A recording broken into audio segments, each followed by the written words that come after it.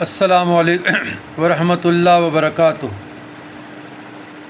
اللہم صلی علی سیدنا محمد وعلی آل سیدنا محمد وبارک وسلم بعدد کل شیء معلوم لک۔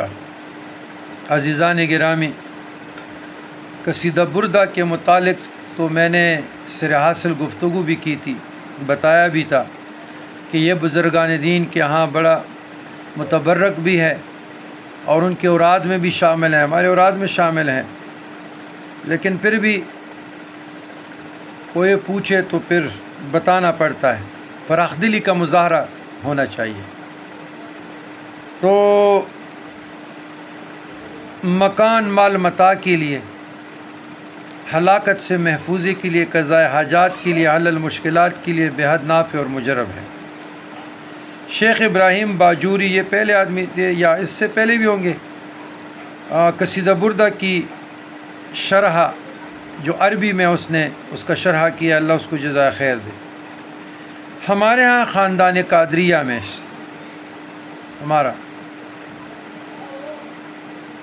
میں قصیدہ بردہ کے کچھ ابیات پڑھے جاتے ہیں،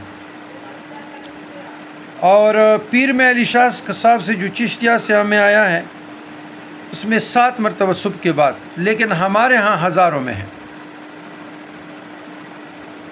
جو شخص چاہے کہ میرے مشکلات حل ہو، مبتلا آزمائش ہو، مصائب ہو، تکلیف ہو، اور مرضی کے مطابق چاہے کہ میرے معاملات چل پڑے جیسے میں چاہتا ہوں، تجویز انسان کی تقدیر ہے، یعنی اللہ میرے سوچوں سے تقدیر بنا دے، ایسے اللہ میرے سوچوں سے تقدیر بنا دے، اللہ میرے سوچوں سے تقدیر بنائے۔ تو تجویز انسان کی تقدیر، ایک ولی کا قول ہے کہ بعض اوقات اللہ تبارک و تعالیٰ آپ کے تجویز سے، آپ کے خیالات سے تقدیر بنا دیتے ہیں۔ یقین کیجئے گا، جب ہم خلوت میں ہوتے ہیں نا، بعض اوقات کسی چیز کے متعلق سوچ لیتے ہیں، وہ ہو جاتا ہے۔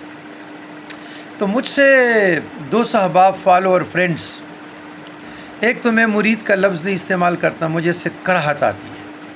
یہ لفظ اتنا بدنام ہو گیا نا کہ کیا بات بتاؤں۔ یہ لفظ بھی شیخ افضل مروت کی بات بڑھ گیا ہے، تو میں دوست کا لفظ استعمال کرتا ہوں، دوست۔ انگریزی میں بعض اوقات سمجھانے کے لیے فالوور کہتا ہوں۔ یہ جو بیت میں بتا رہا ہوں، ہمارا خود بھی اس پہ عمل ہے، ہمارے مشائخ و عظام نے ہمیں عطا کیا ہے۔ تمام مشکلات کی جتنے بھی روئے زمین میں ہیں، اور یہ ہم پڑھتے ہیں لنگر چلانے کے لیے اور قرب محمدی کے لیے، حضور علیہ الصلوۃ والسلام کے قرب حاصل کرنے کے لیے، اور روٹی پانی کے لیے کہ لنگر چلتا رہے، مہمان آتے رہے، غیب الغیب سے بندوبست ہوتا رہے، اور کوئی ہمارے ہاں سے کوئی بھوکا، کوئی پیاسا نہ جائے۔ دیکھیں، مہنگائی تو ہر دور میں ہوتی ہے، سارے مریدین کا لفظ اس لیے یہ سمجھانے کے لیے، سارے 2 احباب امیر نہیں ہوتے، بوڑھے آتے ہیں، بچے آتے ہیں، ذوب الحال آتے ہیں، مصائب مشکلات کے پھنسے ہوئے آتے ہیں، تو پھر ان کو خالی ہاتھ چھوڑیں گے؟ کسی کو سوٹ لے لیا، کسی کو دوائیاں لے لی، کسی کو کرائے دے دیا۔ یہ ہم پہ فرض عین ہے۔ کیوں فرض عین ہے؟ میرے مشائخ نے کہا، میرے اکابرین نے کہا، اور میرے جو اپنے والدین صاحبین کریمین ہیں، جن کی وسیلت سے لوگ میرے یہ ہاتھ چوم رہے ہیں اور پاؤں سمیت ہاتھوں میں اٹھا کے رکھا ہوا ہے عزت سے، احترام سے، یہ میرے والدین، میرے مشائخ کرام، میرے اساتذہ کرام، اور آپ جیسے دوستوں کا، میرے بہنوں کا، میرے بیٹیوں کا، امت کے ضعیفوں کا، یہ دعاؤں کا صدقہ ہے۔ نہ مجھ میں کمال ہے، نہ مجھ میں جمال ہے، نہ کوئی دعویٰ ہے۔ دعویٰ بھی میرے اللہ کا ہے، دعویٰ میرے اللہ کا ہے، غرور بھی ان کا ہے، اور جو کچھ ہوں یا میرے سینے میں جو کچھ ہے، یہ میرے اکابرین کے جوڑوں کا، جوتیوں کا صدقہ ہے۔ یہ اس خاک کی برکت ہے جو ان کی جھوتوں میں بیٹھ کر مجھے اللہ نے دی ہے، ہمارا کوئی دعویٰ نہیں۔ یہ ہمارے مشائخ عظام، پیران عظام، والدین صاحبین، ان کا صدقہ کہہ رہا ہوں، آپ لوگوں کو بانٹ رہا ہوں۔ غلام علی شاہ کا کوئی کمال جمال نہیں ہے، کوئی نہیں۔ تو وہ بیت جو ہے هو الحبیب الذی ترجا شفاعتہ لکل حول من الاحوال مقتحم، ہاں اگر اس سے پہلے بھی آپ پڑھیں برکت کے لیے یا تینوں اکٹھے پڑھیں، محمد سید الکونین والثقلین والفریقین من عرب ومن عجم، نبینا الآمر الناہی فلا احد ابر فی قول لا منہ ولا نعم، هو الحبیب الذی ترجا شفاعتہ لکل حول من الاحوال مقتحم۔ تو یہ جو بیت ہے نا، هو الحبیب الذی ترجا شفاعتہ لکل حول من الاحوال مقتحم، یا آپ انتا سے بھی پڑھ سکتے ہیں، انت الحبیب الذی ترجا شفاعتہ لکل حول من الاحوال مقتحم۔ یہ 1000 مرتبہ بہت بڑا عمل ہے، اور آپ اپنے مشکلات کے لیے پڑھیں، قرب رسالت کے لیے پڑھیں، ہم نے تو بتا دیا، اور جو آپ لوگوں کو بتاتا ہوں اس کی اجازت بھی ہوتی ہے، یہ نہیں کہ صرف بتا دیا، نہیں، ہم خود بھی پڑھتے ہیں، آپ بھی پڑھیں، اور سالوں سے پڑھ رہے ہیں الحمدللہ۔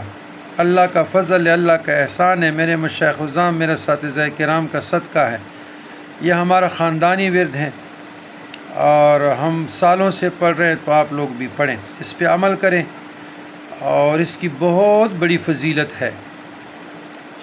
میری زبان قاصر ہے، میں کیسے اس کا فضیلت بیان کروں گا، بس جو میری سمجھ میں آیا تو وہ آپ کو بتا دیا۔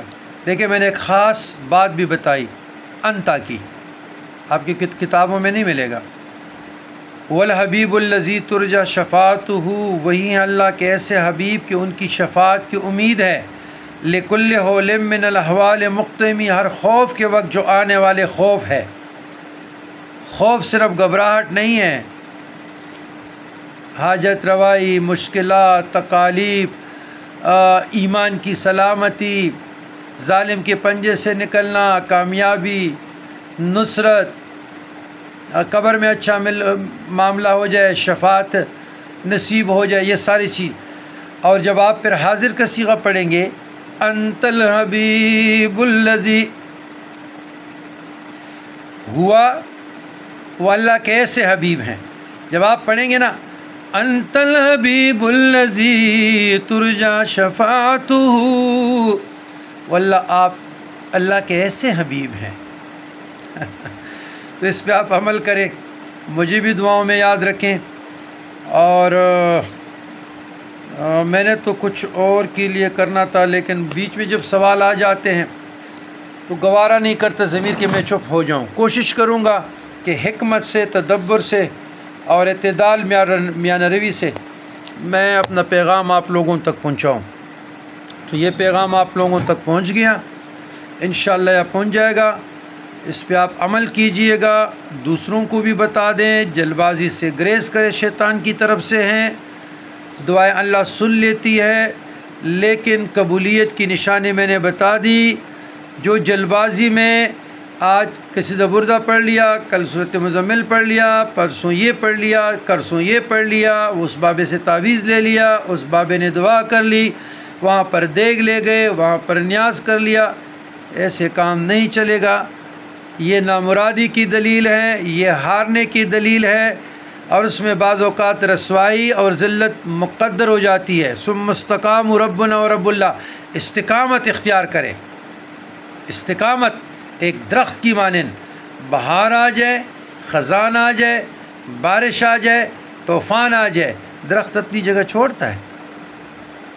آپ قرآن میں حکم ہے وَاسْتَعِينُوا بِالصَّبْرِ وَالصَّلَاةِ إِنَّ اللَّهَ مَعَ الصَّابِرِينَ، اللہ سے مدد مانگو، وَاسْتَعِينُوا بِالصَّبْرِ وَالصَّلَاةِ، اللہ نے کیا کہا؟ مجھ سے مدد مانگو صبر کے ساتھ اور نماز کے ساتھ۔ تو جس میں صبر نہیں ہے، جس میں استقامت نہیں ہے، اس کی دعائیں کیسے قبول ہوگی؟ والسلام علی من اتبع الہدی